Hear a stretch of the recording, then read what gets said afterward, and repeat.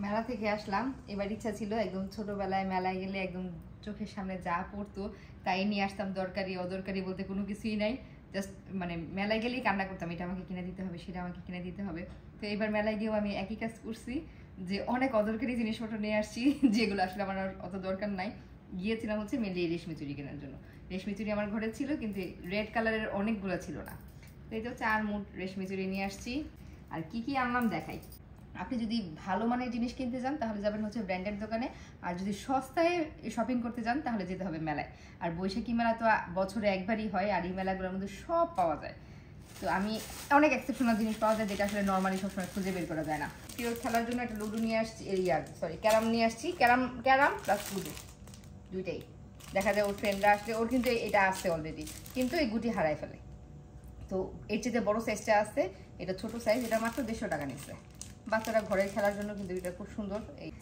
এই তো এটা হচ্ছে আমাদের কুটুরিপুরির জন্য, প্রাপ্তির জন্য। এই ড্রেসটা দেখে ভালো লাগলো, প্রাপ্তি পড়লে প্রাপ্তিকে মানাবে। আর প্রিয়র পিস্তলের প্রতি ফ্যাসিনেশন আছে, তো প্রিয় পিস্তল আনে ভাঙে, তো প্রতিবারই দেখা যায় যেখানে যায় পিস্তল পেলে ওর কিনতেই হবে। তো এই পিস্তল নিল, পিস্তলের দাম যেন কত নিচ্ছে, 350 টাকা। আর এখনো যে 30 টাকা দিয়ে নেল পালিশ পাওয়া যায়, এটা মেলায় না গেলে আসলে জানতাম না। তো 30 টাকা নেল পালিশ দেখে আমার কাছে বেশ ভালো লাগলো, নিয়ে আসছি, হাতে দিয়েও আসছি।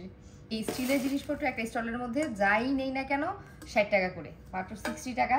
তো এগুলো একটা আমার দরকারি জিনিস না, সব অদরকারি জিনিস কিন্তু আমি নিয়ে আসছি। আমার দেখে অনেক ভালো লাগছে। আর এই ছোট জিনিসটা দেখে মনে হলো আমার ছোট একটা নাতি আছে, কদিন পরে ওটা দেখতে যাবো, ঢাকায় আসছে, তো ওর জন্য এটা নিয়ে যাবো। এটা দেখে ওর কথা মনে পড়ছে। 60 টাকা করে। আমি ভাবলাম যে ফ্রিজে অনেক সময় প্লাস্টিকের বক্সে খাবার রাখা আছে, স্টিলের বক্সে খাবার রাখা কত ভালো মানের, মানে একদম সস্তা। 60 টাকায় আর কি দিবে, একদম পাতলা, একদম সস্তা। আমি জানি না ইউজ করতে পারবো কিনা, জাস্ট দেখে ভালো লাগলো। 60 টাকায় যে ঢাকনা সহ একটা বক্স ফ্রিজে রাখার জন্য আনলাম, ইউজ করতে পারবো, না পারলে নাই। এটা একটা না, তাও আবার দুইটা আনছি। 60 টাকা, মানে যাই নেবেন 60 টাকা। আর এই যে স্ট্যান্ড, ওইটা হচ্ছে হাঁড়ি রাখার জন্য, টেবিলের উপর দেখা যায় যে অনেক সময় গরম কিছু রাখতে হয়। এগুলো ঘরে ছিল, তো ভাবলাম পুরনো হয়ে গেছে, এগুলো 60 টাকা করে নেব। আর এই যে এই পাতিল মাজুনি, এগুলো তো লাগেই, এগুলো হচ্ছে 60 টাকা করে নিল, 4 পিস 60 টাকা করে নিল। তো আমি 2 প্যাকেট নিয়ে আসছি। এরপরে প্লেটগুলো তো নর্মালি আমরা দেখা যায় দোসা, ছোলে ভাটোরা এগুলো যখন খেতে যাই তখন পাই। তো উনি বলতেছে আমার জন্য নেও, আমাকে এক একটার মধ্যে একটা তরকারি দিবা, এখানে ভাত দিবা, আমি খাবো। নিয়ে নিলাম। এটার দাম হচ্ছে কত, 200 টাকা। এটা ছিল হচ্ছে 200 টাকা। ডালা, স্টিলের ডালা, এটা নিল কত টাকা, কত নিল এটা, 200 এরকমই। এটাও মেবি 200, মানে নর্মাল পাতলা। এগুলো কিন্তু খুবই রিজনেবল প্রাইসের মধ্যে, দেখে ভালো লাগবে। কোনটা আসলে দরকার লাগবে, কোনটা দরকার লাগবে জানি না। মানে মাঝে মাঝে এমন হয় না যে দেখেই শুধু কিনতে ইচ্ছা হচ্ছে, তো এবার দেখেই কিনতে ইচ্ছে হয়েছে। আর এই যে পাখা, এই পাখাটা গরম পড়ছে, ব্যাগের মধ্যে আমি রেখে দিব। জাপানি পাখা, কি বলে, অনেক বাতাস। 100 টাকা নিল এই পাখাটা।